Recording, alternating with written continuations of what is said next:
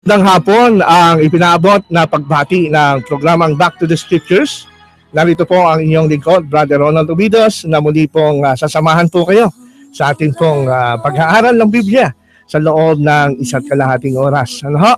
Kami po ay nagpapasalamat sa Panginoon sapagkat patuloy na tayo ay sinasamahan at ginagabayan ang programang Back to the Scriptures. Kaya salamat po sa ating mga sponsors at doon sa mga nagbabalak pang mag-sponsors ay maaari niyo po kaming kontakin sa pamamagitan ng aming website o sa aming Facebook account kung kayo nais tumulong po sa ikasusulong ng gawain ng Panginoon ng Back to the Scriptures. Ang Back to the Scriptures po ay merong pong website www.backtothescriptures.org. Ulitin ko po, www.backtothescriptures.org. Doon po makikita niyo po yung aming mga activities, mga videos, at sa aming mga articles tungkol po sa mga bagay na inyong mga katanungan sa salita ng Diyos. At sa susunod na week ay masusumpungan niyo po doon yung ating pong video sa ating ginanap na dialogue, Bible dialogue diyan sa Sapang Palay National High School between Seventh-day Adventist Trinitarians at mga anti-Trinitarians. No? At purihin ng Panginoon sapagkat ang katotohanan po ay talagang ito ay nangibabaw para po sa ikalulahati ng Panginoon. Kaya po sa hapong ito ay special muli ang ating pong segment sapagkat meron po tayong special guest.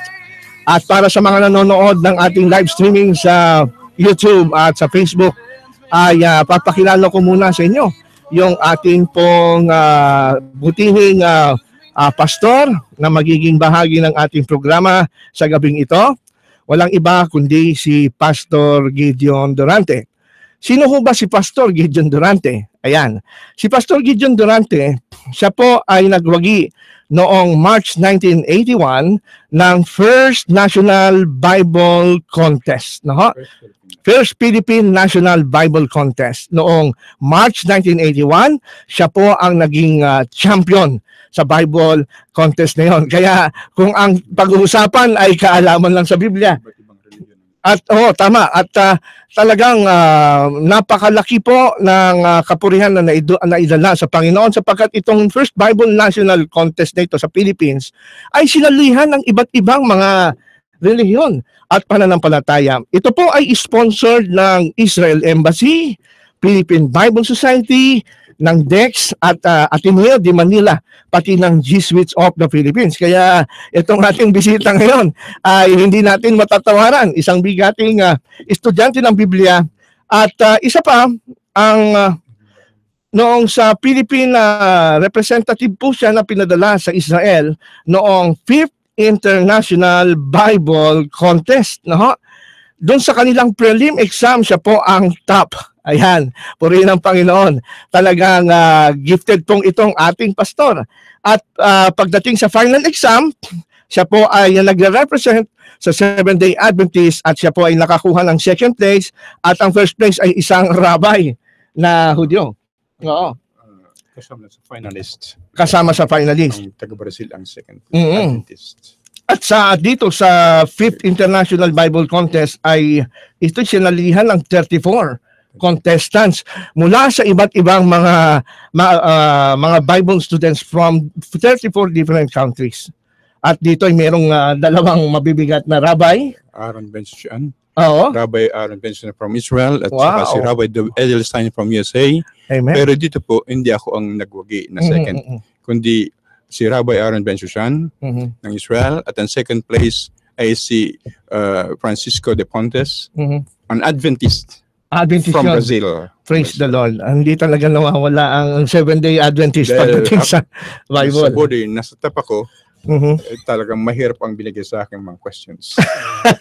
Anyway, ang mahalaga doon, Pastor, ay kayo yung naging bahagi nito. Praise the Lord. So siguro, Pastor, maganda ay pabatiin muna kayo para marinig ang inyong boses. Ako po ay nagpapasalamat kay Brother Obidos na ako'y binigyan ng pagkataong pang magbahagi sa inyo at magbahagi sa inyo ng aking nalalaman na kinakailangang inyong malaman. At ito marahil hindi pa nyo narinig sa mga nakaraan. Amen. Pero ito ay ayaw kong ilihim. Sapat ako may sinusulat na aklat, ay ayaw kong ilihim ito. Gusto ko ibahagi kaagad para sa inyong kapakinabangan.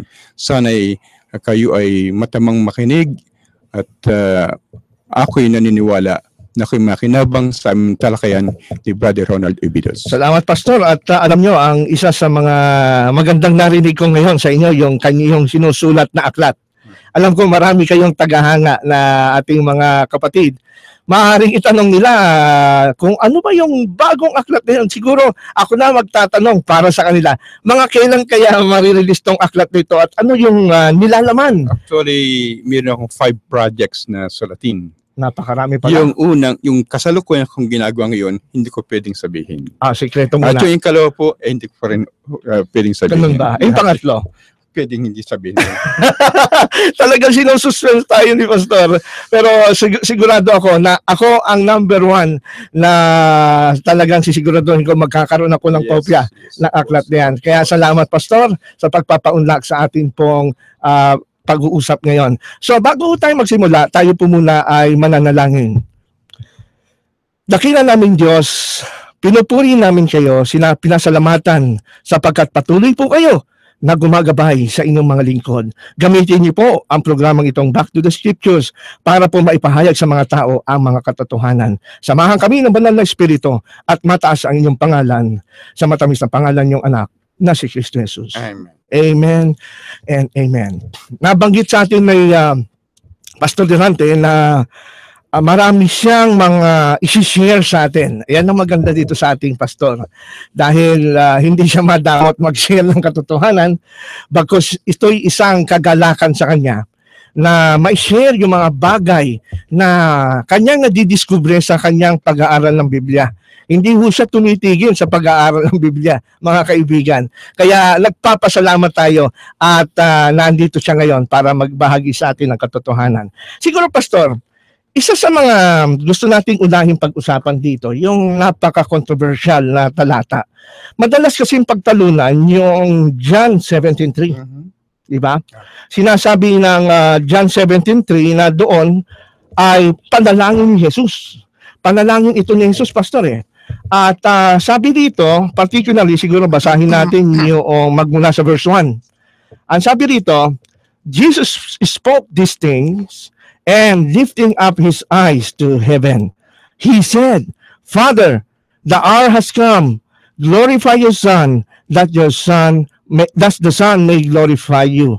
Even as you give him authority over all flesh, that to all whom you have given him, he may give eternal life.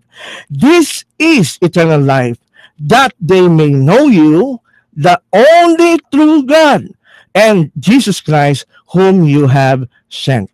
So, maganda dito na pag-usapan natin ngayon, yung kaya ko nasabing controversial.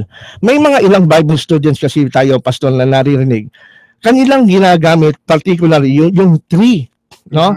Na sinasabi nila na mali daw dito yung pag nag-aakala na si Jesus ay tunay na Diyos. Kasi nga naman, dito sa panalangin ni Kristo, sinasabi nila, mismo si Jesus, nagsasalita rito, Pastor, na sinasabi ni Jesus, ito ang buhay na walang hanggan. So makatwid, may kinalaman sa kaligtasan to, na makilala kanila na iisang Diyos na tunay, the only true God. So, kung hindi mo kinikilala na yung ama lang ang Diyos, lalabas nito ay hindi ka sumasang-ayon sa turo ni Kristo, hindi ka magkakaroon ng buhay na walang hanggan. Tsaka sinasabi rito, Pastor, na ang Diyos na tunay, yung Ama. Hindi kasama daw yung anak. Ano bang masasabi natin dito, Pastor? Tama yung binasa mo. At mapapansin mo na only true God, may comma. Right? Oo nga naman. Tapos and, at. Mayroong at. Kung wala sana yung at na yun, o and na yun, tama sila eh. Okay. Na ang Diyos ama lamang talaga. Ang kikilalanin ng tunay na Diyos. Merong parallel text dyan sa Old Testament. Na gusto kong basahin mo. Siguro first time mo mababasa ito. First time ko rin narinig yung parallel text na yan sa Old Testament. Sa Genesis chapter 7, verse 23. Genesis 7:23. Siguro basahin na natin dito. 7:23. Sabi rito sa Genesis 7:23. Basahin ko itong simula. Itigil mo yung pagbasa dito sa kwento. Okay. Sabi rito sa Genesis 7:23. and every living substance was destroyed and was upon the face of the ground, both men and cattle, and the creeping things and all the fowls of the earth, and they were destroyed from the earth, and Noah only remained alive. Oy, Noah only remained alive. So, ginamit din dito yung only. Oh, only. Oo. Diyan, Noah only remained alive. So, lumalabas, ang naligtas lang sa bahay, si Noah, hindi kasama yung asawa at pamilya niya. At maganda pa rito, yung verb na ginamit sa Hebrew, wayish sha'er, yun ay singular, Talagang isa lang. masculine. Masculine pa. Oo. Mhm. So, parang talagang tumutukoy kay Noah. Mhm. Ang tanong diyan, totoo ba na si Noah lamang ang natirang buhay doon? Pag tinignan natin ang buong ulat ng Biblia, sinasabi na 8 kaluluwa ang naligtas. Oo. Ay ba sinasabi, only Noah only. Oo nga naman. May koma yun. Mhm. Pansin mo, may koma, tapos anong susunod? May end. Ang sabi rito, and Noah only remained alive, comma, Uh-huh. and they that were with him in the ark. Yun.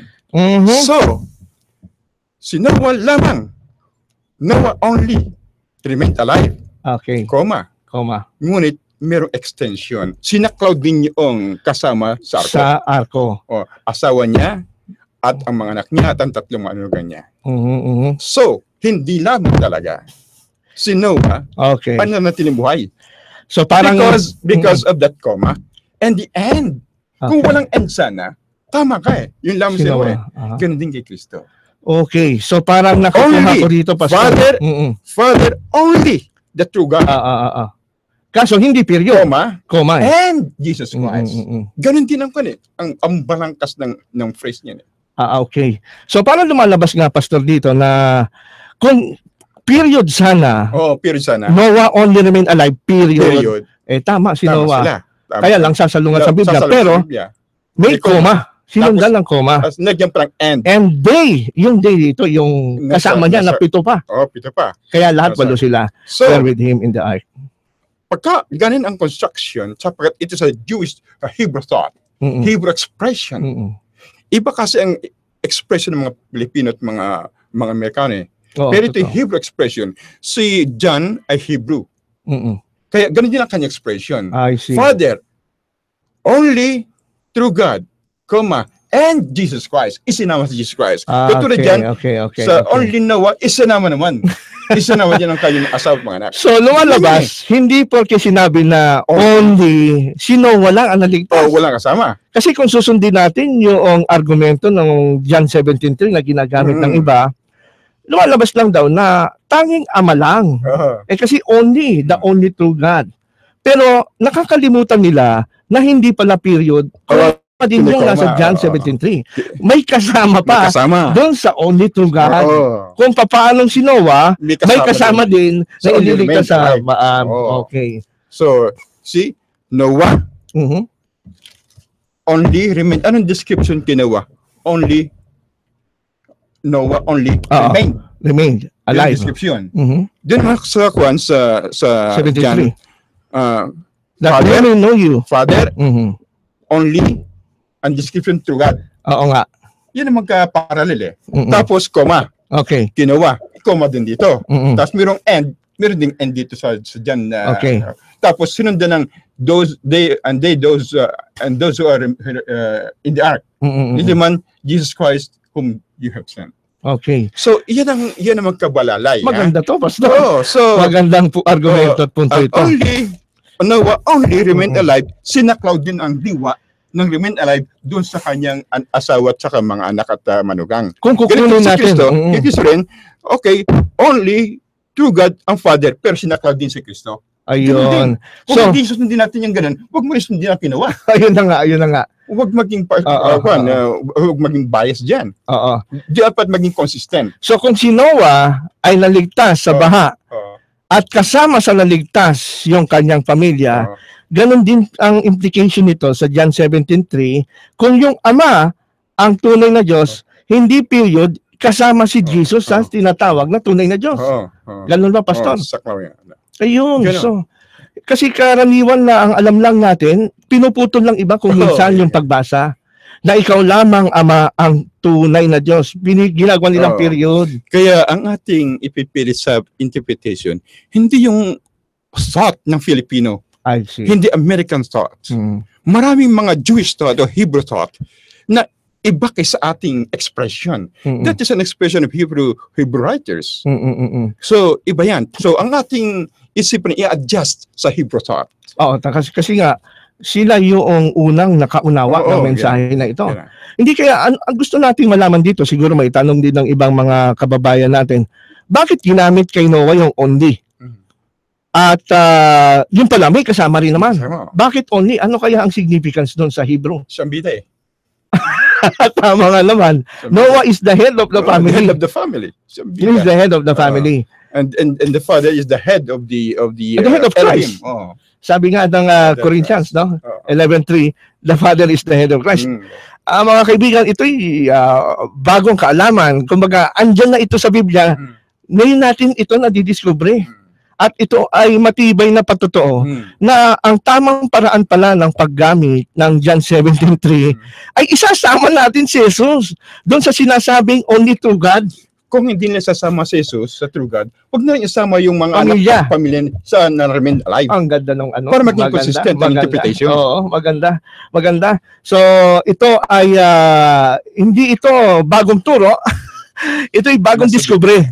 Bagong discovery na sa pamamagitan ng matyagang pag-aaral ni Pastor.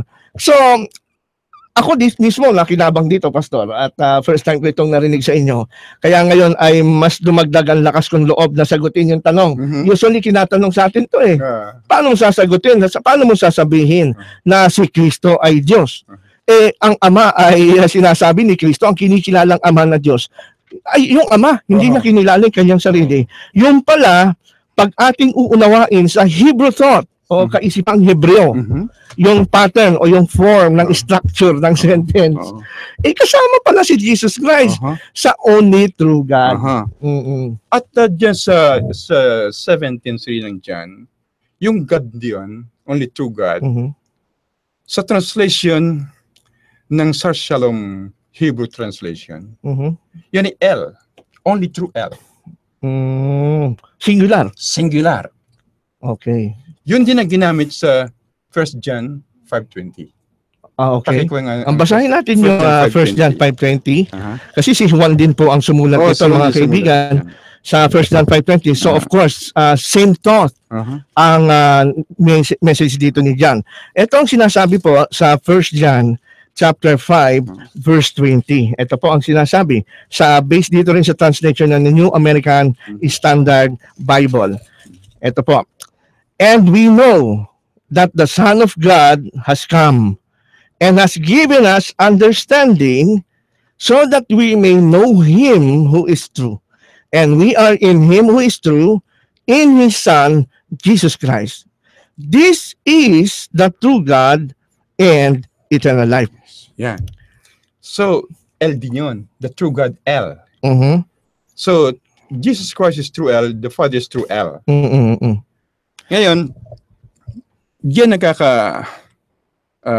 iba doon sa interpretation doon sa eternal life, that they may not be that true and eternal life. Kung mapasa mo sa first chapter nito ring first John, first chapter. Basahin natin. Ipasa nga yung sa chapter 1 verse chapter 1 verses 1 to 3. 1 to 3. 1 to 3 or 4. 1 to 4. Sige, basahin po natin. 1 John chapter 1 verse 1 hanggang 4. What was from the beginning, what we have heard, what we have seen with our eyes, what we have looked and touched with our hands concerning the word of life. And the life was manifested, and we have seen and testify and proclaim to you the eternal life. The eternal life. We proclaim to you. Napwede yung first eternal life doon sa 1 John 5:20, di ba? Okay, oo. This is the true God and eternal life. So, ano nangyari sa ano ang description sa eternal life dito sa first chapter nito? Pakituloy ang basa. Tuloy natin ang pagbasa. And we proclaim to you the eternal life which was with the Father. Sino? So hindi Father ito eternal life. With the Father. With the Ang Father. tinutukoy na may eternal life. Oh, okay. Okay. Sige po tuloy. And was manifested to us. Manifested to us. Hindi naman yung Father ang nag-manifest. Oh. What we have seen and heard, we Nakita. proclaim. Nakita at Nakita yung narinig. eternal life. Mhm. Okay. What we have seen and heard, we proclaim to you also, so that you too may have fellowship with us. And indeed, our fellowship is with the Father and with His Son, Jesus Christ. So itong eternal life nito, nakikita ito. Mhm. Nakita nila, na-touch nila, Mhm. Nahawakan, nahawakan. narinig. Oh. Mhm. Kaya dito sa 1 John 5:20, 5:20. sabi, this is the true God and eternal life, Mhm. di ba? Si Tama. Jesus Christ yan. Oo. Sapagkat sa first chapter, yun na ang pinag-usapan ni John. Mhm.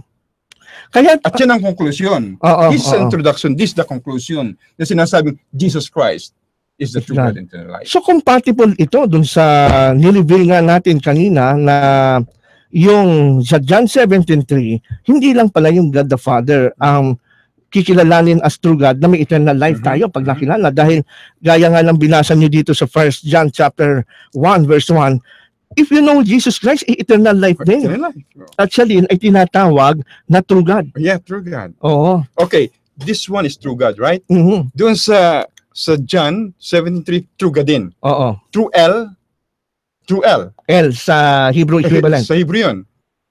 Basahin mo naman ang Jeremiah 10:10. Tingnan naman natin sa Jeremiah 10:10. 10:10. Okay? So mga kaibigan, kung kayo may mga Biblia, subaybayan nyo po yung mga talata o isulat nyo sapagkat napakalaking pakinabang nito sa atin pong mga pag-aaral ng Biblia. Ito po ang sinasabi sa Jeremias 10:10. Gis. Sabi po, but the Lord is the true God. Okay. He is the living God and the everlasting King. At His wrath the earthquakes and the nations cannot endure His indignation. The Lord, Yahweh, is the true God. Totoo, kasi sa yung Pero- Lord dito is small capital eh. Itong God niyan, sa Hebrew, ito po ang Oh, may dala kayo. Biblia Hebraica, Gatensya. Ah, Nandito po, yung true God, ang God yun Elohim, plural. okay. So, ang Ama ay true L.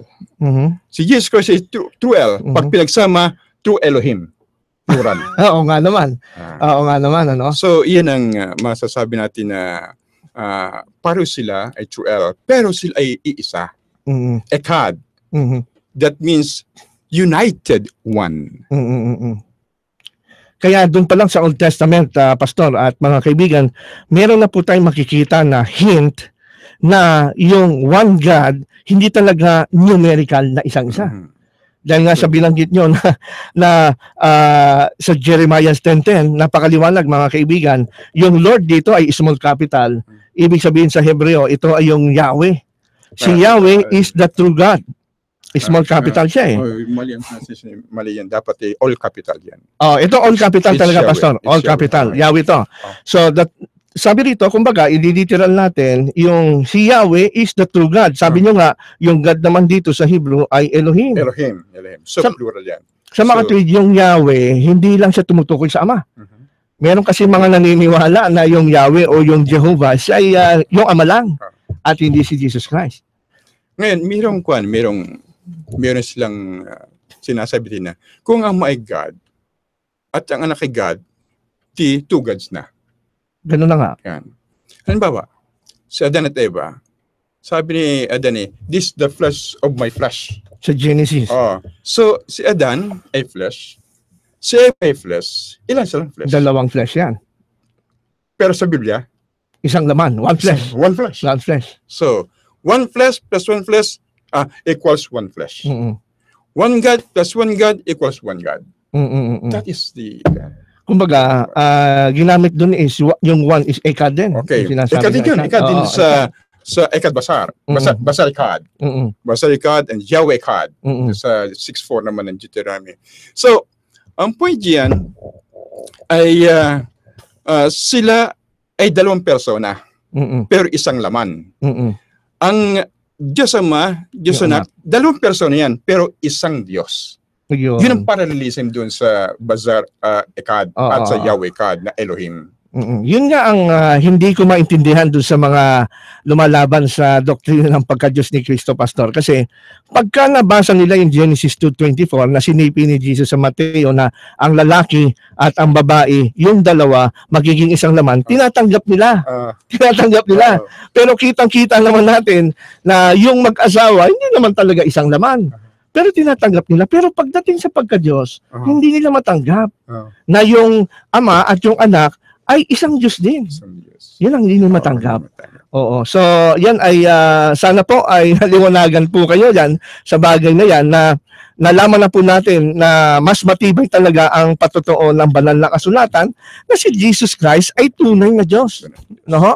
Kaya in John 17 verse 3 na sabi ni Jesus na ito ang buhay na walang hanggan, na makilala kanila na iisang Diyos na tunay, hindi po period yun. Yung iisang Diyos na tunay, hindi lang yung kasama po yung anak ng Diyos. At pinakita nga din natin sa unang Juan 5:20. Paminsan yung translation ay nakakalito din eh. Iisang Diyos na tunay. Hindi isang Diyos na tunay. Kasi kung isang Diyos na tunay, sa English only one. Dapat ganoon. Only one. Pero hindi only one eh. Only lang eh. Ikaw lamang dapat. Ayun. Ikaw lamang ang Diyos. Yeah. Amen. So, salamat. Siguro, mayroon din akong italata na gusto kong pag-usapan din natin. Somehow, parang related din dyan na ginagamit ng mga kumakalaban sa doktrina ng Trinity. Ito pong nasa unang Korinto, Pastor. Unang Korinto 8:6. Ha?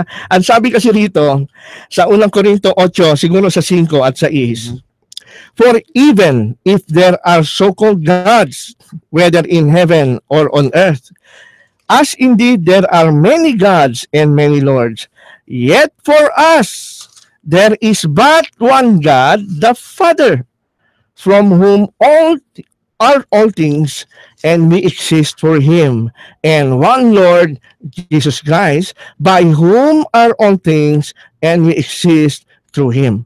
So madalas ko na-encounter to sa pastor. Oo, meron. Kasi saan nakalagay dito, yet for us, there is but one God, the Father. Pero ang pagka ito'y binabasa, ang emphasis nila, isa lang yung Diyos ng atin. Para sa atin, isa lang ang Diyos, yung Ama lang. Kaya sabi nila, si Jesus, hindi siya yung kinikilalang Diyos ng mga apostol. Ito pong binasa niya at ang mga iba pang libro, itong even the RSV, ano? Ay may comma din, God, the Father. Pero yung pong pinagkunan nila ng translation, ito po, ang Greek New Testament. The Greek New Testament. Dito po, ang sinasabi dito ay, wala pong comma doon sa God. Sa original. O dito sa original. Walang comma dito.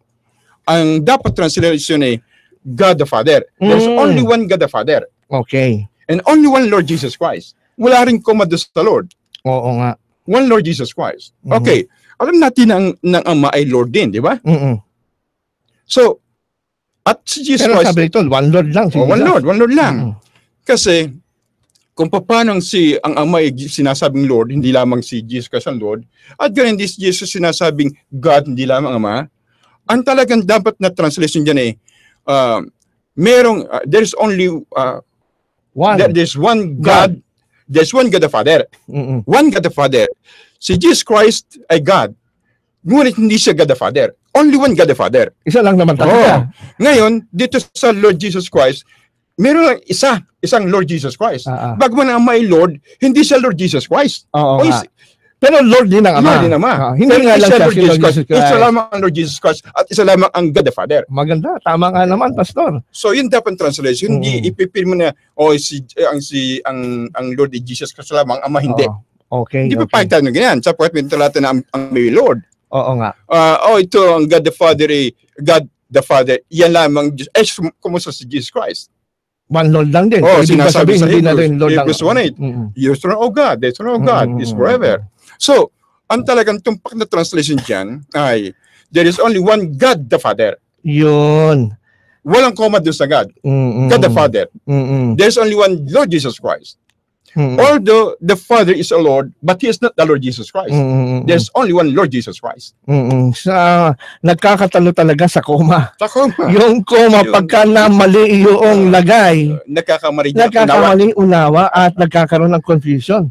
Kaya siguro ito ang isa sa mga controversial na topic na ginagamit against sa deity ni Jesus Christ. So napakalinaw pala, Pastor, na ang kahulugan na ang 6 ay ganito. Yet for us, there is but one God the Father. Yan, tama. Totoo naman yun. Kaya sa pag nilagyan mo ng koma, ang hindi na yung pinag-uusapan yung God the Father, kundi yung pagka-Diyos na mismo, kung sino yung Diyos. Ayun. So, ang talaga palang tama na translation, kasi nga, sa Greek, nakita naman natin sa Greek New Testament, wala namang punctuations yan sa original na Greek. Kaya pagka sinunod natin yung original na Greek na walang punctuation, merong punctuation sa iba naman. Sa iba naman. Pero sa between God and the wala Father, talaga sa original. Walang So, kaya pagka ating binasa ito sa Tagalog, kaya maging sa atin ay merong isang Diyos Ama. Yun talaga dapat. Correct. Hindi, bagaman sa atin ay merong isang Diyos lamang, ang Ama. Iba ang diwa And one Lord lang ko ngayon. Wala rin kama. One Lord Jesus, tuloy-tuloy yun. One Lord Jesus Christ. Jesus Christ is one Lord Jesus Christ. Is Lord Jesus Christ. But the Father is not Lord Jesus Christ. Only one Lord Jesus Christ. Kaya kumbaga, kung meron lamang isang Diyos Ama, na lahat naman tinatanggap natin, meron talagang isang Diyos Ama. So tanggap din natin lahat na meron lang isang Panginoong Hesukristo. At ang Panginoong Hesukristo, hindi siya yung Ama, of course. So pagka ito'y sinunod natin, ay yung tama at tumpak na reading based doon sa original reading, ay magiging malinaw sa atin lahat, Pastor. Walang magkakaroon na issue na yung Diyos lang yung Ama. At hindi rin ito magagamit ng mga antay sa pagka-Diyos ni Kristo na Ama lang ang Diyos. Dahil ang pinapakilala pa rito ay isang Diyos Ama at isang Panginoong Hesus. Yan po, Pastor, ang kahulugan niyan. So, nakatulong sana ito ng malaki sa inyo mga kaibigan, At sana ay isulat nyo, i-jot down nyo yung ating mga pinag-uusapan dito. So, meron tayo pang isang gustong yung pupuntahan dito, Pastor. Ito naman yung isa sa mga tanong kadalasan ng mga tao. Yung si Kristo kasi, alam natin na sinasabi sa Biblia, siya ay namatay sa krus. So, may mga nagtatanong sa atin na ang sabi, kung si Kristo ay Diyos at si Kristo ay namatay, di namatay din ang Diyos. Yun ang kinakatwiran ng iba. So, siguro maganda ipaliwanag natin, Pastor, batay sa banal na kasulatan. Ano ba talaga ang nangyari? Sino ba talaga ang namatay sa krus? Namatay ba sa krus yung pagiging mismong katawang Hesukristo bilang tao? O kasama din namatay yung kanyang pagiging Diyos? So, ang presupposition dito ay si Jesus Christ ay may dalawang likas. Kalikasan. Ang pagkatao at ang pagka-Diyos. Okay. Ang pagka-Diyos ni Kristo ay hindi tao.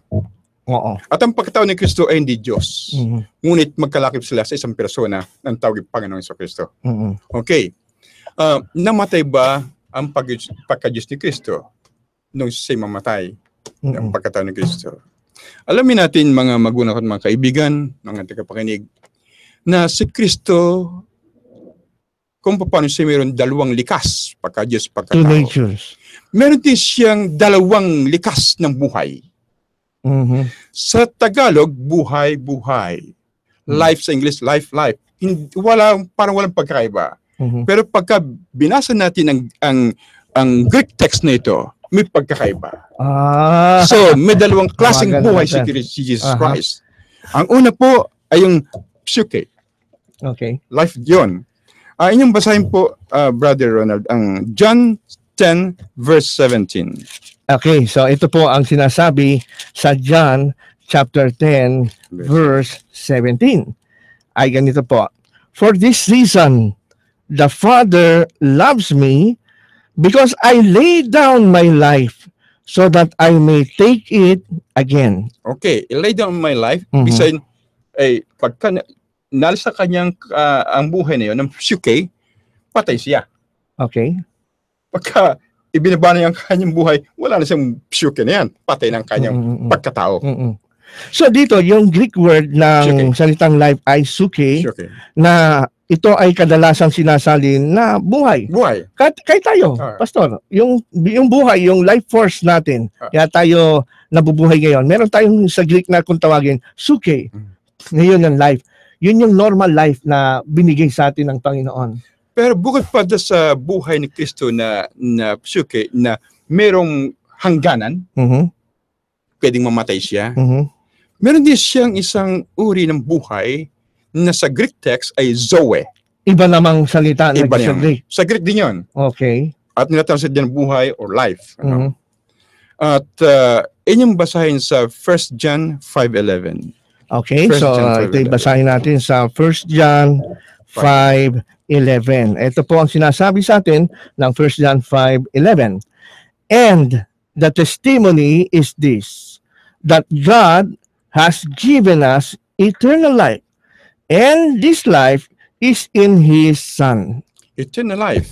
Mhm. And this life, that is zoe. Sa Greek naman, Zoe naman to. Zoe yan. Okay, Zoe. Zoe. At ang characteristic niya ay eternal. Hindi life. namamatay. Oh, Walang katapusan. tama yan, tama. Basahin mo sa Genesis. Okay? Genesis 3:22. Ang talagang likas ng zoe. Okay, tignan natin sa Genesis chapter 3 verse 22. Ito po ang sinasabi sa atin ng Genesis chapter 3 verse 22. Ito yung nasa konteksto nung sila ang Adan at Eva ay magkasala. Mhm. So ito ngayon ang sabi sa atin ng Genesis 3:22. Mhm. Then the Lord God said, Behold, the man has become like one of us, knowing good and evil. And now he might stretch out his hand and take also from the tree of life. Okay, tree of life, yung life dyan sa translation ng Septuagint na the earliest translation of the Old Testament into Greek. Mm-mm. Ang translation ay zoe. Oh, Zoe yan. Okay, ito rin mo basa. Okay, so and take also from the tree of life and eat and live forever. Forever. Mhm. So, Tama. mabubuhay na magpakailanman na makasalanan sila. Sabi nagkasala sila, di ba? So pagka ang pinag-uusapan ay buhay na magpakailanman, Zoe yan. Zoe ang Zoe. ginagamit sa Greek. Oh. Pero kapag ka yung ordinaryong buhay natin Na namamatay. na may limitasyon, ang ginagamit ay suke. Suke. Okay, napakaliwanag. Ngayon, bakit nagkaroon si Jesus Christ ng Zoe? Mhm. 5:26 na sinasabi mo sa Yeah, sa John. John. Okay. Babasahin natin yung John John 5:26. Isa rin ito sa mga controversial na text sa pastor. Mhm. Ito kasi ang sinasabi sa John 5:26. For just as the Father has life in himself, even so he gave to the Son also to have life in himself. Bakit nagkaroon si Jesus Christ ng Zoe? That's Zoe. Zoe ang ginamit Zoe yan. dito. Oh, Okay. Zoe. Dahil lang Ama, binigyan siya. Mhm. Buhay. Paano nga naibigay yan? Basahin mo ang John 1:4 and 14. John chapter 1 Chapter 1, verses 1, at 4. 4. Sabi dito, in the beginning was the Word, and the Word was with God, and the Word was God. Ano pang kung sa anong tungkol sa sinasabi tungkol sa word diyan sa verse 4? Siya daw ay, Sa verse 4. sa verse 4, ito, in Him In the word, was in the verbo. life. Yung verbo ang pinag-uusapan dito. In Him was life, was life. and the life was the light of Okay. man. Zoe yan. Okay. So tinataglay ng word, ng verbo, yung Zoe. Yun yung walang kamatayan. Walang kamatayan. Okay. Live forever. Mm. Kapag ang isang persona, katulad ng word, verbo, ay meron Zoe, hindi na mamatayan. Sa 14. Okay, sabi naman dito sa 14, and the Word became flesh and dwelt among us, and we saw His glory, glory as of the only begotten from the Father, full of grace and truth. Sa Tagalog, at nagkatawang tao ang verbo. Alam nyo, itong became flesh. And the Word became flesh. Nakasabi Very dito. popular na sa became flesh. Actually, it's not the right translation. Mhm. Dito sa isang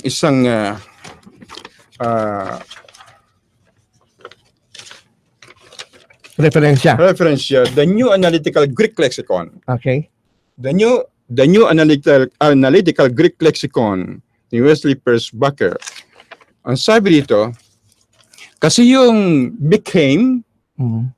from the root word ginomai. Okay. Ginomai.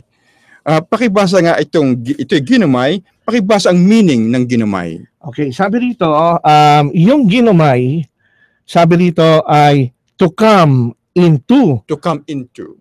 Okay. Sa pagka yun ay past tense, came into. Okay, So, ibig sabihin, the word or ang verbo came into flesh. Ayun. So, yung salita, yung word, ay yung logos, yung verbo ay napunta doon sa laman. Ayun. Inside the flesh. Hindi yung at ang laman ay naging, at Oo. ang verbo ay naging laman. Oo, hindi Iba ganun. kasi yung naging. Mas okay pa yung nagkatawan tao eh. Yeah. Oo. Pero sa Weymouth translation, Mhm. maganda ito sa Weymouth translation eh. Weymouth New Testament on John 1:14. Mhm. And the word came in. The flesh. Mas accurate daw. Yan.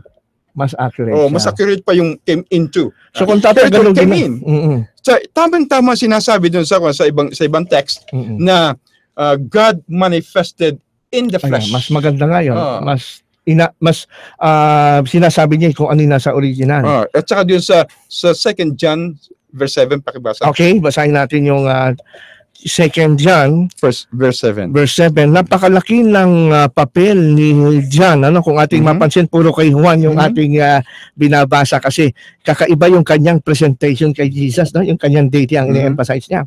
2 John walang chapter to. Oh. Chapter 1 verse 7. Ah. For many deceivers have gone out into the world, those who do not acknowledge Jesus as coming in the flesh. Hmm. This is the deceiver and the antichrist. So, coming in the flesh. Sa Tagalog, siya ay naparitong nasa laman. Ngayon, ang ginagawa ng ba, Naging si Kristo na paritong laman. Inaalis yung salitang nasa. Ayun. Kasi pagka nasa loob siya. Oo nga. Okay.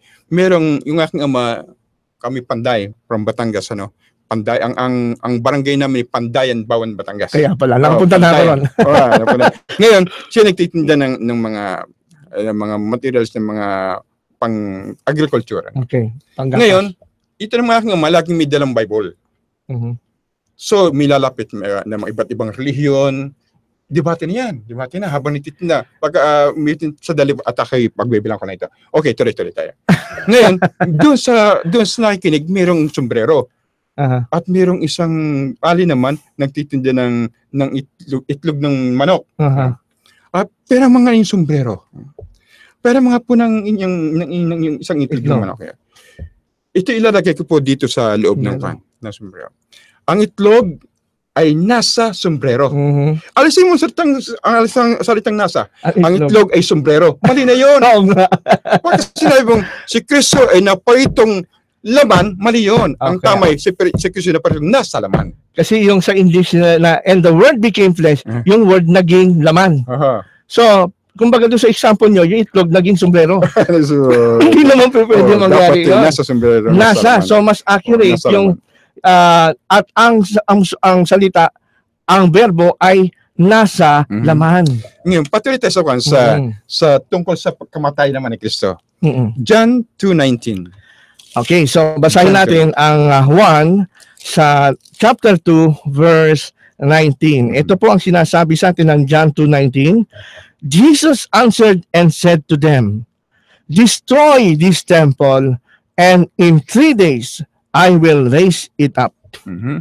Mhm. Destroy the temple. Ang sinasabi niya sa bandang huli ay yung kanyang katawan. Kanyang katawan. Paano niya i-raise ang kanyang sarili kung si patay? Oo nga. I will raise it up. May patay, Binubuhay ang sarili. siyang bubuhay. Mhm. At ibig sabihin, buhay siya. Mhm. Buhay yung magre-raise. Mhm. Pakabasa pa yung John 10:17. John chapter 10 Verse 7. verse 17. Ito naman po ang sinasabi ng John 10:17. Ang sabi po rito ay, for this reason, the Father loves me because I lay down my life so that I may take it again. Sige, ipatuloy. No one has taken it away from me, but I lay it down on my own initiative. I have authority to lay it down, and I have authority to take it up again. This is the commandment I receive from the Father. Okay. How can he take it up kung siya patay? Oo nga naman. Dapat may buhay. Mm-mm. Nalikas niya. Yun ang tinatawag na verbo na nasa kanya. Mm-mm. Sapagkat ang verbo nasa loob niya Mm-mm. na nagtataglay ng Zoe, Oo, oo. ng buhay walang hanggan, Oo, na he will live forever. correct. So, samantalang patay ang kanyang pagkatao, buhay ang verbo, The Zoe. yung Zoe, na may Zoe doon sa kanya loob. So, kaya, si Kristo, ang pagkatay namatay, pero ang pagka-Diyos hindi namatay because ang Zoe ay hindi namamatay. Amen. Oo nga naman. Kaya para maipaliwanag yung tila ba nakaka-puzzle na sabi ni Jesus na ay may karapatan akong ibigay ang aking buhay. Meron din akong kapangyarihan bawiin, buhayin. Mangyayari lang yun kung talagang may dalawang uri siya ng life. Tama. Dalawang uri ng likas niya. Likas niya. Kaya hindi natin maiiwasan to na talagang tanggapin na si Jesus Christ ay isang persona na may dalawang kalikasan. Which is one is Zoe, which is yung kanyang verbo, yung pagiging Diyos niya as the second person of the Trinity, at yung kanyang tinatawag na humanity. Yung humanity niya may limitation, kaya sa Greek word ang ginamit ay suke. Kagaya natin namamatay. Kaya kung ang tanong ay, pag may nagtatanong sa akin, Pastor, pagka sasagot tayo tungkol sa karanasan ni Kristo, kasi dalawang likas niya, dalawa din ang sagot. Bakit, sabi ng iba, bakit kung Diyos si Kristo namatay? Ang sagot natin, dalawa din. Bilang tao, namatay. Bilang Diyos, hindi. Eh bakit si Kristo kung siya Diyos? Siya ay nagutom, nauhaw. Bilang tao, siya ay nagutom at nauhaw. Bilang Diyos, hindi. So doon papasok yung sinasabi natin na merong dalawang buhay na klase si Kristo. Which is God and man. Likas at buhay. Dalawang likas, dalawang buhay. Oo. Kasi kung hindi mo tatanggapin yun, mga kaibigan, hindi mo ma-explain. Hindi mo ma-explain. Yung sinasabi ni Kristo na yung kanyang buhay ibibigay niya, bubuhayin din niya yung sarili niya. Paano mangyayari yun? Kaya maliwanag, hindi namatay yung pagka-Diyos niya. At may mababasa tayo sa Biblia na ang Father ang nag-resurrect. Meron din. Pero that is, ang tawag doon ay kumbaga sa organization ng mga sundalo, chain of command. Okay. Chain of command. Na kahit na hindi ikaw ang actual, siya din ang may command, siya rin ang bumuhay. Pero actually, authorized by the Father. Authorized by the Father ng Son ang siyang bumuhay. In fact, sinasabi rin sa Roma na ang Holy Spirit ang bumuhay kay Jesus. So the whole may participation. The whole Elohim ay may participation sila. At yan ay isa sa mga eye-opener, no? Lalo na sa mga kaibigan natin nakikinig ngayon, kung sa inyo parang mahirap tanggapin ang pagka-Diyos ni Kristo o yung kanyang dalawang likas. Tandaan po natin, yung pagka-Diyos ni Kristo, hindi po yun yung tao. Iba yun. At yung pagiging tao ni Kristo, hindi po yun mismo ang Diyos, kundi dalawa ang kalikasan. Kasi may binabasa silang talata, Pastor, na dun sa aklat ng Bilang ata, kung ako'y hindi nagkakamali, na ang sinasabi rin, ang Diyos ay hindi tao. At ang tao ay hindi Diyos. Tama yun. Tama naman Tama. Kasi ang mismong kalikasan ng tao yun eh. Hindi po talagang pwede maging Diyos. Ang sinasabi natin, ang Diyos nagkatawan tao. Nagkatawan tao. No? Yun yung sinatawag natin na doctrine ng incarnation, na yung si Kristo na Diyos, hindi na wala yung kanyang pagiging tao. Di ba may sinasabi kasi Pastor doon sa Pilipos 2:6 na isinalilito ng iba kasi ang sabi doon, at hinubad niya ito. Hinubad yung kanyang pagka-Diyos. Yung salitang hinubad, hindi natin pwedeng literalin yun eh. Ang kondon, hindi hinubad ang kanyang pagka-Diyos.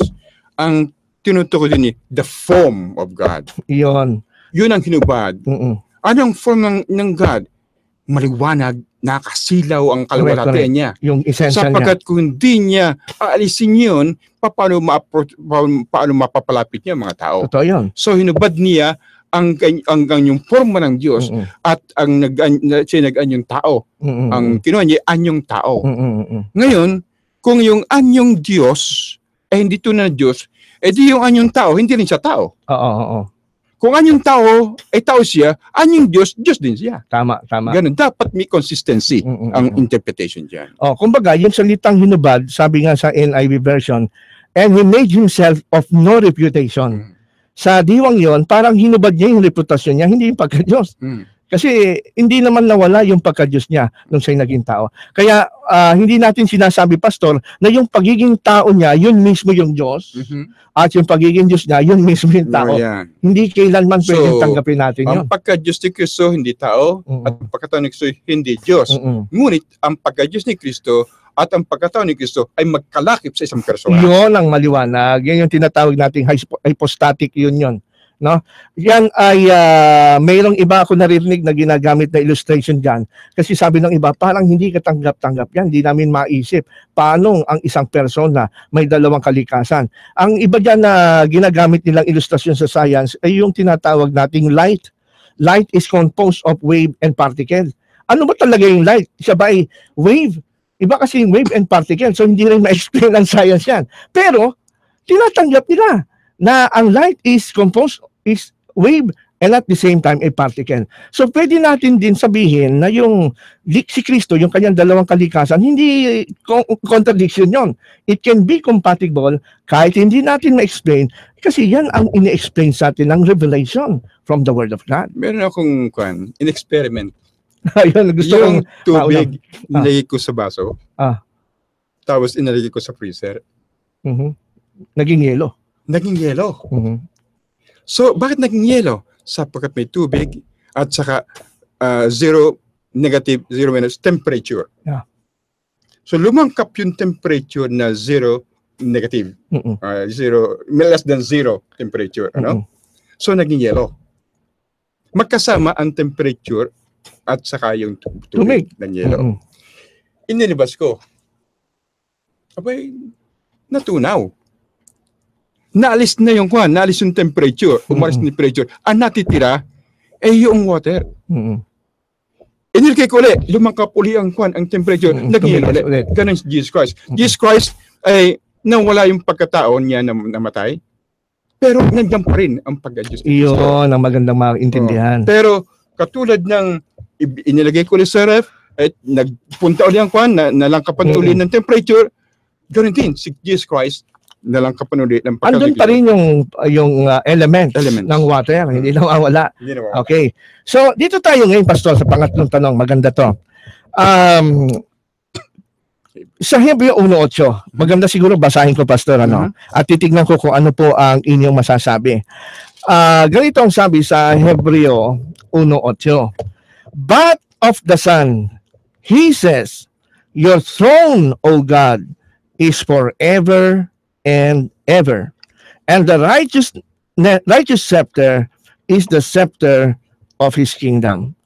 So dito, aliwanag na sana na ang anak ay tinawag na Diyos. Your throne, O God. Kaya lang, may lumalabas na ilang pag-aaral na ginagamit ng ibang mga kumakalaban sa pagka-Diyos ni Kristo. Sinasabi na dito, yung Diyos dito, hindi yung Kristo ang tinutukoy, kundi yung kanyang trono. So, kaya ginagamit nila yung ganong pangangatwiran para po buwagin yung paniwala dito na si Kristo yung tinawag na Diyos. Ano bang masabi niyo dyan? Dalawang translations dyan, ano? Your throne, O God, is forever and ever. Yun ay translation na tinatanggap ng mga naniniwala na si Kristo Diyos. Deity of Christ. Kapag hindi naman naniniwala si Kristo Diyos, kundi tao lamang, God is your throne. Yun nga po. God is your throne. So, alamin natin muna kung Diyos si Kristo sa particular na context na ito. Yun nga Sa ibang context, si Kristo tao. Pero sa context nito, particular context nito, si Kristo ba ay i-describe ng Ama? Sapagkat ang Ama nagsisalita dito. Totoo yan. Mula sa verse 5. For to what angel did God ever say? Tapos dun sa kuwan, and to the Son, di ba? At tungkol sa Anak, Ama nagsisalita dito. Sa pagsalita, pakibasa nga mula sa 9 hanggang 11. Ituloy natin Okay. hanggang 12. Mhm. Sabi naman dito sa verse 9 ng Hebrews chapter 1, you have love righteousness and hate lawlessness. Verse na yan. Verse 9. Therefore God, your God, has anointed you with the oil of gladness above your companion. Ano pa ang sabi ng Ama? Sabi ng verse 10. Oo. Sabi rito, therefore ang Diyos, ang iyong Diyos, ay pinahirang ka ng langis. Sa ibang translation, may dalawang translation nakita. And oh God, your God. So this vocative. Okay. Even sa complete Jewish Bible. Mm-mm. And oh God, your God, di ba? Mhm. That's vocative. Okay, doon sa verse na naman. Sabi sa verse 10, you Lord, in the beginning, laid the foundation of the earth. Okay. Siya ang naglay ng foundation ng earth. Ano pa? Mhm. And, sabi nga rito, and the heavens are the works of your hands. Sa Tagalog, ano? Pakikuha ng Tagalog. Sa Tagalog, ikaw, Panginoon, sa pasimula, ang nagladlad ng pundasyon ng lupa, Aha. at ang mga langit ay gawa ng iyong kamay. Sino may sabi niyan? Ang Ama, di ba? Oo.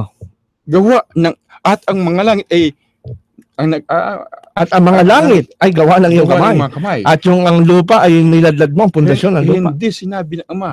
At ang mga langit ay gawa ng aking mga kamay. Mhm. Hindi ang Ama. Mhm. Hindi na sinabi ng Ama na at ang langit ay gawa ng ating mga kamay. Hindi sila magkasama. Paano Ang lumalabas? mga langit ay gawa ng iyong mga kamay. Yun ang tungkol sa anak, di ba? Oo, yeah. Ngayon, Continuation to eh. kung ang langit Mm. ay gawa ng kamay ng anak, Anak. nung bang ipanganak si Jesus Christ bilang tao, pinanganak ni Maria, meron bang langit? Meron. Meron na. Meron. Sa matwid, yung pagkatao ni Kristo, hindi yan ang naglaglad ng langit, Oo nga. kundi ang anak sa pagiging Diyos niya. Mm-mm. Ang Diyos ang naglaglad ng langit, Mm-mm. at yung anak niyan, ang siyang pinaka-executive Mm-mm. Nag-execute Nag-execute ng command. ng command ng Ama. Mm-mm. So, maliwanag yan na si Jesus Christ, ang kanyang bisig ay hindi bisig ng tao. Kaya- na si Kristo. Kaya hindi pwedeng sabihin na si Kristo ay tao lang na walang pre-human existence. Yan, tama.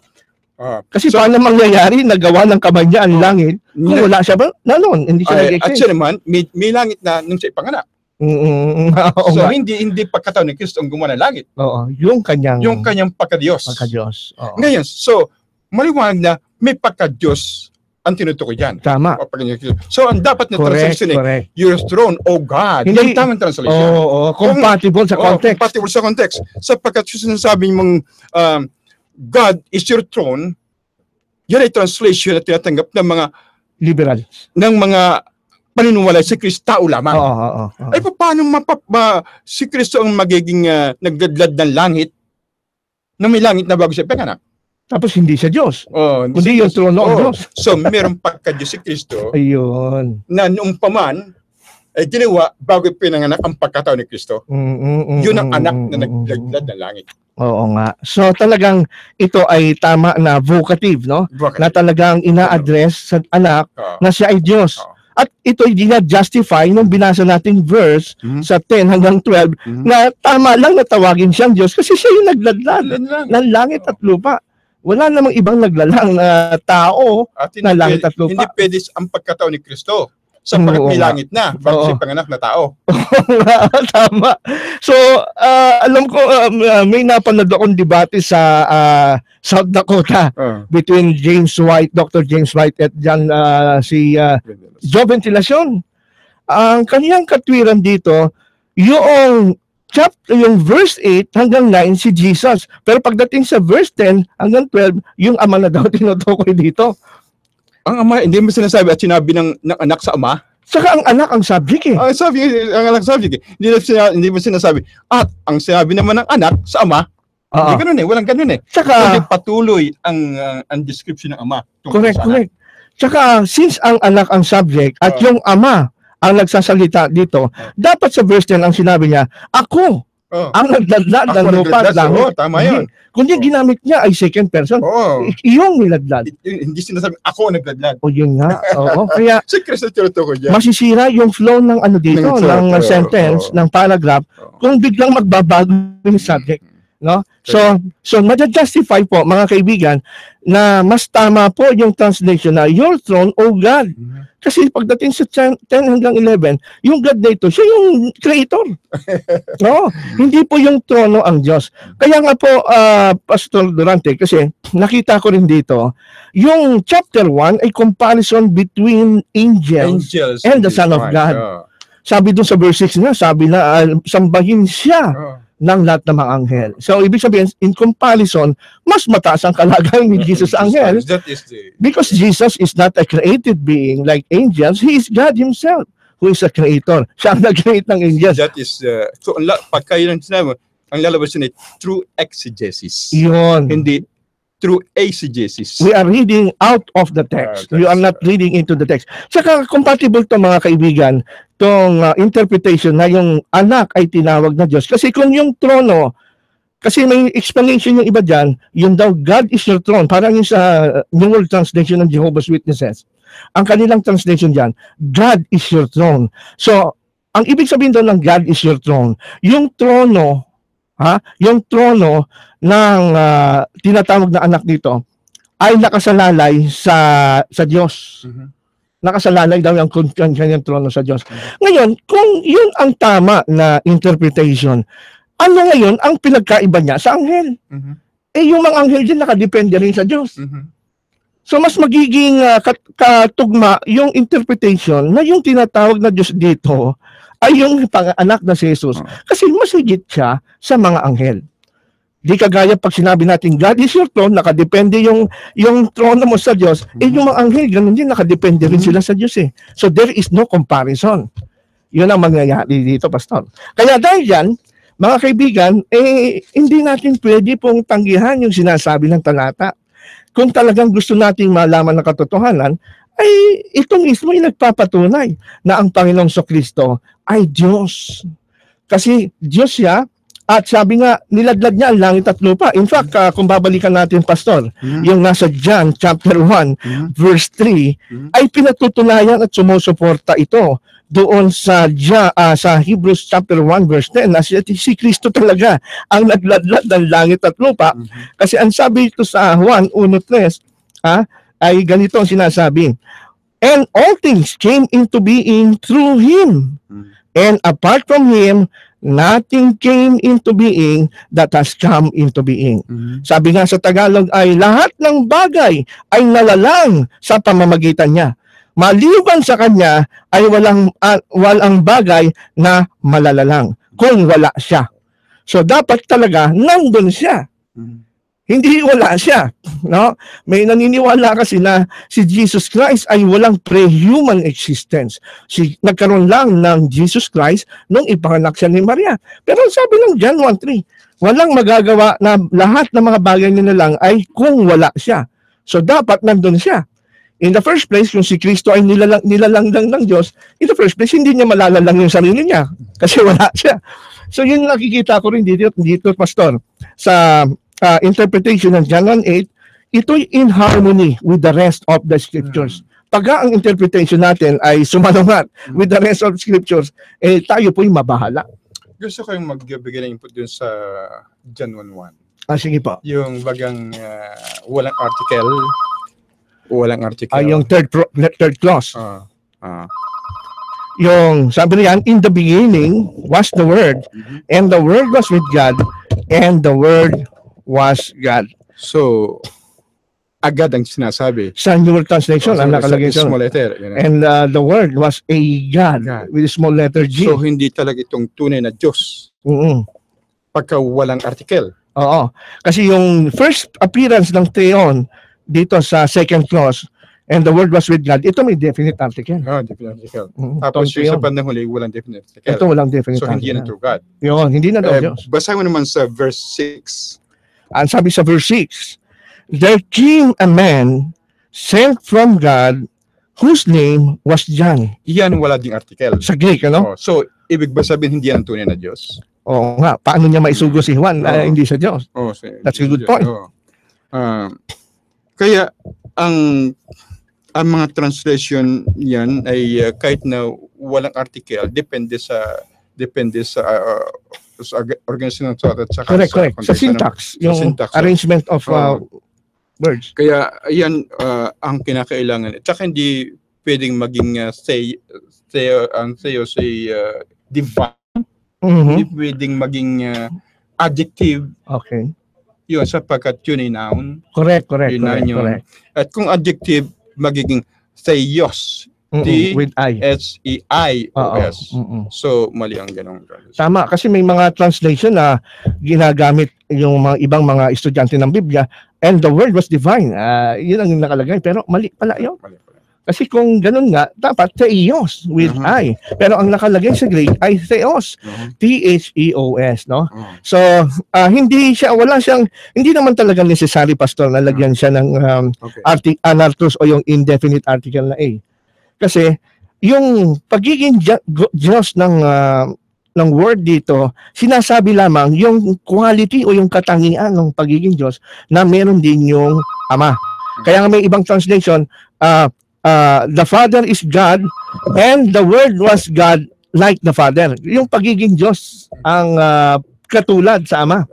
Pero hindi mo na-identify na yung Word ay siya na rin yung Ama. So, ito ay ilan sa mga bagay. Siguro maganda rin idagdag natin, meron pa tayo dito mga oras, yung nasa John 1:18, Pastor. John 1:18. Oo, kasi isa ito sa mga talata na ito'y matibay na pumapabor doon sa mga kagaya natin na naniniwala sa pagka-Diyos ni Hesukristo. Kasi sinasabi na nila ito na ito daw, John 1:1, ay hindi raw si Kristo yung word dyan. Yan daw ay panukala lang ng Diyos. Kasi yung word doon ay parang ito daw yung plano pa lang ng Diyos. And the word was God, plano. Pero sabi nga ng ilang mga Bible scholars, yung John chapter 1 ay prologue, parang introduction. And then yung John 1:18, yun yung epilogue.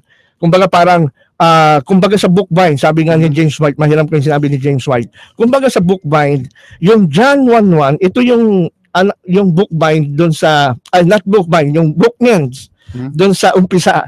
At yung John 1:18, yun yung nag-hold doon sa talata. So, ibig sabihin, para ma-identify natin kung sino itong tinutukoy na word. Kasi may mga nagsasabi na yung word is not Jesus.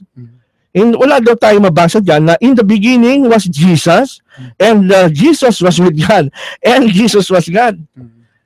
So, itong John 1:18, yung gusto kong i-open dito para na rin sa kapakinabangan ng ating mga tagapakinig. Ang sabi mo ng talata, no one has seen God at any time. The only begotten God who is in the bosom of the Father, He has explained Him. So kung sa John 1:1, parang mystery sa atin kung sino yung identity ng Word at yung God na kasama ng Word, ipinaliwanag sa 18 kung sino yun. At it is no other than God the Father and His relationship with the only begotten Son of God. Kaya mayroong gusto kong makakuha ng idea sa inyo, Pastor, kung yung sa ating pa-expound lang natin. Kasi dito, ang nakalagay, the only begotten God. Sa King James ay only begotten Son. So, alin kaya ang mas accurate? Alin ang mas maganda rito na susuporta sa atin? Sa Greek kasi, pagka tinignan natin sa text, the only begotten God ay monogenes theos. Samantalang yung sa King James Version, only begotten Son, monogenes huios. So, pagka tinignan natin yan sa mas matatandang Greek manuscript, kagaya po ng 4th century Vaticanus, Sinaiticus, at sa ilang mga papyri, ang mas maraming sumusuporta dito sa only begotten God. Yung sabi nga doon sa NIV ay the only God who is, the only Son who is the God. Ito ang hindi ma-refute ng ilang mga nagsasabing si Kristo ay hindi daw Diyos. Okay, ito po ang latest na version ng Greek text. Dito po ay nakalagay dito ang sa 18, Mm-mm. monogamous theos eh. Ayun. The only begotten God. God. Oo. So yun po ang pinaka-latest na maging sa NASB translation. Ito yun. O yan, NASB. So ito po ang pinaka-earliest na nag-appear dito. Kaya ito ang ating pinakuan ngayon. Correct. Kaya pag tinig natin yung textual apparatus ng Greek text na yan, binibigay dyan yung mga references ng mga early Greek text, no, na earlier than 4th century na sumusuporta rito. Mga papyrus, pagka-papyrus pa, ito papyrus. Papyrus, oo. Napaka-earliest yan. Oo. Samantalang yung sa King James Version, Pastor, kasi sa King James Version na paborito ng karamihan na translation, ang nalagay ay only begotten Son. Pero alam naman natin ang history ng King James Version, yung Greek text na ginamit, particularly sa New Testament, ay later manuscripts na ang edad ay nasa 12th century. Compare dito sa, ito yung tinatawag na eclectic text. Kasi dito ay collection yan ng mga early Greek manuscripts na reliable among the 5,800 surviving texts na diyan ay pinag-aralan nila na ito ang mas reliable compare sa King James Version. At this is their earliest papyrus at saka Sinaiticus yan. Yeah. Ngayon, ang kanyan, nagkaroon ng influensya sa nagbago niyan yung mga Arianism. Correct. Arianism. So binago nila yan ng ginawang kasi hindi nila matanggap yung only begotten God. Wihos na ginawan. So dito sa most reliable na latest text ng Greek text, dito ay monogamous theos, only begotten God. Oh, tama. Kasi mga kaibigan, kung mapapansin nyo, kung minsan may pagbabago, may mga talata sa mga bagong version sa NASB, NIV na hindi makikita sa King James Version. Kaya akala ng iba, Pastor, yung King James Version ang reliable kasi pagdating sa New Version, may mga talata na wala na sa bagong version na nasa King James Version. Pero it's not really a problem sa Bible. The problem dyan, yung tinatawag nating textual differences, na magkaiba kasi yung basis ng mga modern translation na Greek text compare sa King James Itong Version. latest na version ng Greek text, based on the latest discoveries correct. ng mga manuscripts. Kaya ito mismo sa talatang ito ay nagsasabi sa atin, no? Kasi kung ano yung mas matandang manuscript, mas reliable yon, mas malapit sa original compared doon sa manuscript na pinagbasehan ng King James, na later manuscripts. Kasi the more na mas maraming tinatranscribe or transmitted text na late, mas may tendency dadagdag at mabawas kumpara doon sa mga early. Kaya itong John 1:18 ay magpapatunay sa atin na yung tinutukoy na word ay existido na. Ang tawag nga sa kanya, the only begotten God. No, nasa sinapupunan ng Ama. So, kung nasa sinapupunan ng Ama, ay hindi siya nasa isip ng At saka, Diyos. mapapansin mo dito, yung, pakibasa nga, yung John 1:18. John 1:18. No one has seen God at any No time. one has seen God at any time. Mm-mm. Pero merong God na nakikita eh. Yun nga yun. Basahin mo ang Genesis 17:1. Okay, let's read Genesis 17:1. Ano? Genesis 17:1. Alam mo yung Ama Yahweh yun, di ba? Correct. Is, ito po ang sabi ng Genesis 17:1. Now when Abram was 99 years old, the Lord appeared to Abram. all capitals, right? All capitals. That ang is Lord Yahweh. ito. That is Yahweh. That's God. Oh.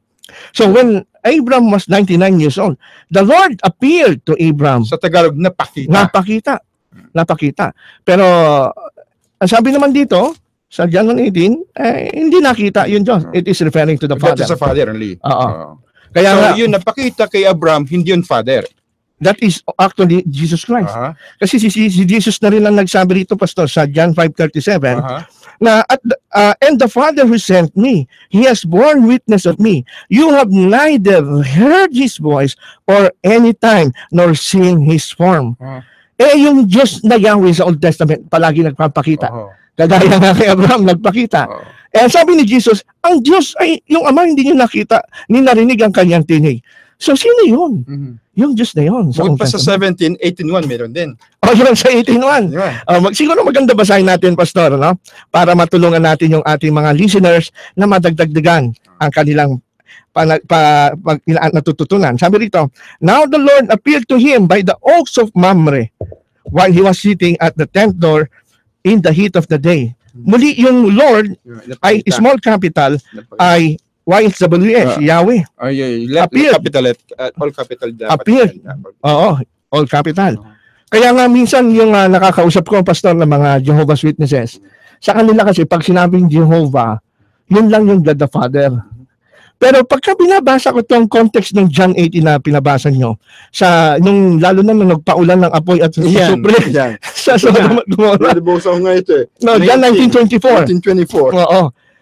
Nalilito na sila kasi ang sabi sa John 19:24, then the Lord, kung sa translation na original, then Jehovah rained on Sodom and Gomorrah brimstone and fire from Jehovah out of heaven. So ang tanong ko doon sa mga saksi, ilan lang Jehovah na kilala nyo? Isa lang. Dyan sa talata ng 1924, ilan ang Jehovah dyan na involved sa pagpapaulan ng apoy at sa supre? Sabi ng talata, si Jehovah, actually itong Jehovah, ito yung nagpakita kay Abraham. Nagpakita kay Abraham. Nandun, kausap niya, nandun sa lupa. Then Jehovah, ito yung nasa lupa na Jehovah, rained Sodom and Gomorrah, brimstone and fire from Jehovah, from heaven. So sa tagpong ito, may dalawang Jehovah, isang Jehovah sa lupa at isang Jehovah sa langit na nagpaulan. So yun ang hindi nila ma-resolve ngayon. At dito rin sa Mark chapter 1, verses 1 to 3. Mark chapter 1, verses 1 to 3. Mark chapter 1. Verse 1 to 3. Sige po. Babasahin natin. Marcos 1, chapter 1, verse 1. Verse 1 to 3.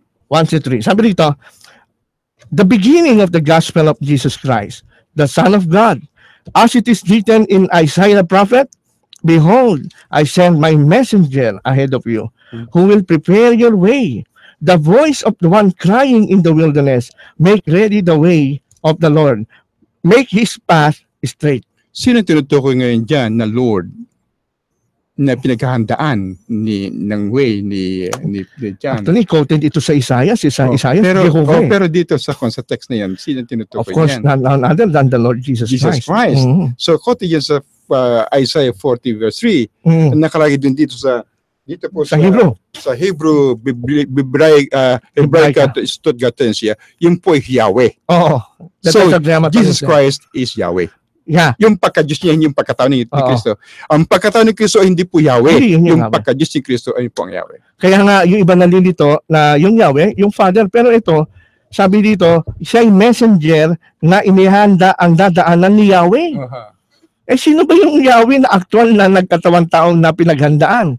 It is none other than Jesus. Kaya wala akong problema mga kapatid. Kaya nga alam nyo, yung mga pinag-uusapan dito natin, Pastor, na mga katotohanan at mga pointers na nagtuturo ng pagka-Diyos ni Kristo, hindi lahat yan maipapaliwanag kung hindi mo tatanggapin ang pagka-Diyos ni Jesus. Kung si Kristo ay tao lang, hindi mo maipaliwanag. Paano niya nilikha ang langit at lupa kung siya'y tao lang? Kung siya'y tao lang, paano niya nasabi na siya ay mamamatay at bubuhayin niya ang kanyang sarili kung tao lang siya? Ano ba ang Ama, ano ang dinidescribe ni Paul kay Timothy? Sa 1 Timothy chapter 6, 16. Verse 15. 1 Timothy 15. 1 Timothy chapter 6, verse 15. Ito po ang sinasabi sa atin ng 1 Timothy chapter 6 verse 15, which he will bring about at the proper time, he who is the blessed and only sovereign, the King of kings and Lord of lords, sa 16, who alone possess immortality and dwells in an unapproachable light, whom no man have seen or can see. To him be honor and eternal dominion. Yan tinutukoy dito yung Ama, di ba? King of kings and Lord of lords. Oo nga. Basahin mo naman ang kwanan sa Revelation chapter 17 verse 14. Ito naman po ang sinasabi sa Revelation chapter 17 verse 14. Ano? Ito po yung sabi rito. Basahin natin sa New American Standard Bible. Ang sabi po, "This will wage war against the Lamb and the Lamb will overcome them, because he is the Lord of Lords and King of Kings. Lamb yan, si Jesus Christ. Lamb is no other than the Lord Jesus Christ. John 1:29, di ba? Behold the Lamb Lamb of of God God. who takes away the Okay. sins of the world. So, magkapante sila eh. King of Kings and Lord of Lords, ang Ama, ganun din si Jesus Christ, King of Kings and Lord of Lords. Tama. They are equal. Correct. Hindi mo pwedeng i-apply yung title ng Diyos Ama kay Jesus Christ as anak kung hindi siya Diyos. Pero, ayan ay talagang nagpapatunay na meron talagang equality sila That's right. sa Kaya dahil yan, mga kaibigan at mga kapatid, ako'y naniniwala na wala hong mawawala sa atin kung atin tatanggapin yung mga binasa nating mga kasulatan na nagpapatunay ng pagka-Diyos ni Jesus. Natutunan din natin, mga kapatid, na ang ipinapakilala pala sa Biblia na iisang tunay na Diyos, hindi lang yung Ama. Kasama pala yung anak. Oo. Tulad ni Noah only, And yung kanyang family.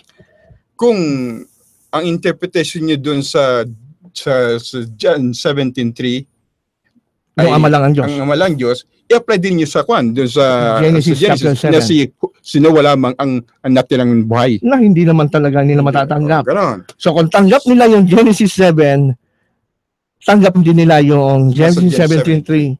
Oo, at natutunan din natin, mga kaibigan, na si Kristo pala ay gaya ng pinapakilala sa Biblia, dalawang klase ng buhay meron siya. Yung tinatawag nga natin sa Greek na suke, yun yung kanyang buhay bilang tao, at yung zoe, yun naman kanya ay tumutukoy sa kanyang buhay bilang Diyos na walang katapusan. Eternal life. Kaya hindi po tayo dapat malito na kung minsan si Kristo na papagod, siya ay nagugutom, namatay. Kasi yun yung isang buhay niya bilang tao na tinatawag na suke. At natutunan din natin na yung John 1:8, yung your throne, O God, ay yung tinutukoy doon na God ay sa Panginoong Jesucristo. Pagka-Diyos ng Diyos. Yung pagka-Diyos, hindi yung trono. No? At sa marami pa natin mga pag-uusapan, Pastor, kulang talaga yung oras natin. Pero ako'y naniniwala na palagi naman kayong umuwi sa Pilipinas at nagpapasalamat din ako kay Pastor. Gusto ko parinig sa lahat sapagkat nung namatay yung mother ko noong January 14, ito lang year na ito. Si Pastor nagbiyahe ng 4 na oras lang naman para pumunta doon sa Burol. At yun ay na-appreciate ko, Pastor. At darating ang panahon, I welcome po kayo palagi na sa tuwing kayo naririto sa Pilipinas, huwag niyong kakalimutan mag-guest. Subukan natin sa next year sa June kasi mayroon kaming dalawang reunion. Reunion ng family namin, reunion ng Mrs. ko, mayroon din. Tayo din may reunion sa Back to the Scriptures. At tama-tama, actually, Pastor, today is our 4th year anniversary ng Back to the Scriptures. At kayo ang aming special guest. Hindi ito'y coincidence. At talagang blessing ito sa amin. At abangan niyo, mga kaibigan, by next year, ay magtatalakay muli ni Pastor. Akin pong pinag-usapan ang mga nakikinig na makinig dito sa pagpapahayag ni Brother Ronald sapagkat siya po ay kinikilala kong isang mahusay na researcher. Praise the Lord. Thank you very much. At kanyang ipinabahagi sa inyo ang kanyang resulta ng kanyang research at kami ganun din. Amen, amen. At lagi ako may bagong, kapag ako nagpunta dito, I-share hindi niyo naman. yung dati na. Gusto ko yung laging bago. Amen. Praise the Lord. So tayo po muna ay manalangin sa pagtatapos. Panginoong Diyos, maraming salamat sapagkat pinakinggan niyo ang aming dalangin. Kayo po muling sinamahan kami. Nawa, Panginoon, ang blessings nito ma-share din sa aming mga listeners. And we bring you all the praise and the glory with our programs tonight. In Jesus' name we pray. Amen. Muli po, ang Back to the Scriptures ay nagpapaalam.